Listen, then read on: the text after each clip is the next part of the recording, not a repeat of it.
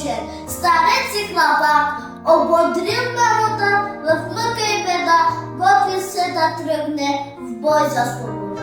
Но знал султанът побеснал вяк и потеря пратил след на камък, крили го дебри, пещери, скали, пазили го хора, зверове, орли. Ей, брате, расти ми бързо порасти скоростта на Левски да добиеш ти. На смълчака, братче, всеки сорва път, сме таракти, утре ще не тръг. Знаеш ли езика на гората, мое мъничко дете?